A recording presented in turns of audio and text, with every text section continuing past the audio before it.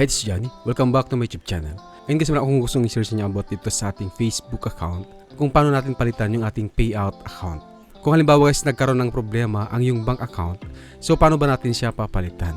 Para ma-update natin yung ating payout account, so click lang natin itong tatlong dash dito sa taas guys. Then professional dashboard. Ito. Then sa bandang baba, scroll down lang natin. Hanapin natin yung other tools. Ito siya. Then, click natin yung payouts. Then, dito sa payouts, i-click lang natin to guys yung setting sa bandang taas, yung parang bulaklak. Then, hanapin natin yung payout method. So, ito siya guys. So, click lang natin yung bank account natin or yung nakaregister na payout account natin. So, i-click natin yung arrow niya. Then, click natin yung update. Ito siya. So, since sa atin guys, nakakonect sa ating Google Authentication, so, kailangan natin enter yung code. Then, continue. Ayun guys, nandito na tayo sa payout method info. So sabi dito guys, to protect your account, a 5-day hold will be placed if you update your payout method. Schedule payout may be delayed. So ito guys, advice ko sa inyo. So halimbawa tuloy-tuloy yung sahod ninyo every month. So ang advice ko sa inyo para hindi ma-delay yung sahod ninyo, i-update nyo ito kapag pumasok na yung sahod ninyo dun sa old bank natin. Kung halimbawa gumagana pa yung bank account natin na nakaregister dito sa ating payout account. So halimbawa natanggap natin ito ng 28. So yung 29, so doon i-update na natin kaagad yung ating payout. Para kahit ma-hold ito, makakaabot pa rin dun sa ating cut-off. So meron tayong tatlong option kung paano tayo mag-register ng ating payout account. Una, bank transfer. Then pangalawa, wire transfer. Then pangatlo, link your PayPal account. So dito sa bank transfer, earn a minimum of only $25 and get paid in your local currency. It will take 2 to 3 days for the money to reach your account 1 cent.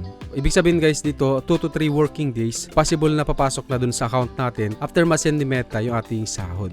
Then take note dito sa bank transfer, ang minimum lang natin dito is $25.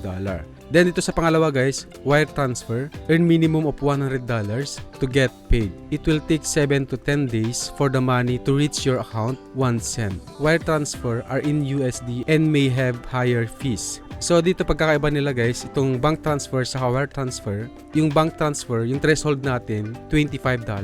Hindi gaya dito sa wire transfer guys, ang threshold natin dito is $100. So kailangan natin kumita ng $100 bago isi-send ni Facebook yung ating kinita. Hindi kaya dito sa bank transfer, $25 lang yung total na kikitain natin dito sa Facebook. Ita-transfer na kagad ni Meta dun sa ating bank account. Then link your PayPal account. So dito sa PayPal account naman guys, kailangan mayroon tayong PayPal account active, then fully verified. So ang dati natin naka-register dito sa ating payout account is wire transfer. So ngayon naman gagawin natin guys na bank transfer. Kasi dito sa bank transfer, mas mabilis siya. 2 to 3 days lang siya. Then, samantala dito sa wire transfer, magantay tayo ng 7 to 10 days. Then, yung pagkakaiba din nila guys, sa wire transfer kasi, kailangan natin mapuno yung threshold na $100. Hindi kaya dito sa bank transfer, $25 lang yung pupunuin natin na threshold para matanggap na natin yung ating sahod. So, pili natin tong bank transfer. So automatic na sana masisync yung ating information dito guys. So ang babagun lang natin dito yung bank name. So ito yung mga bank na pwede natin i-register. And so actually guys, maraming bank. Halos lahat ng bangko yata sa Pilipinas. So available siya dito.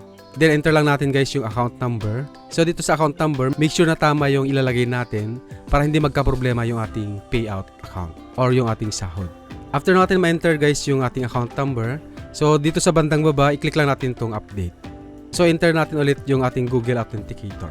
Dito sa Google Authenticator guys, siguro gagawa ko ng tutorial about dito para magkaroon kayo ng feature na ganito para safe ang inyong Facebook account. Ayan, then click natin yung continue. Ayan, so may nakalagay dito guys, your earnings are hold. To protect your account, your earnings are hold until June 3, 2026. So ibig sabihin 5 days na ma-hold yung ating payout account. Ayun kasi lang yung pag-update ng ating payout account dito sa ating Facebook. Maraming salamat guys. See you next time. Bye-bye. God bless.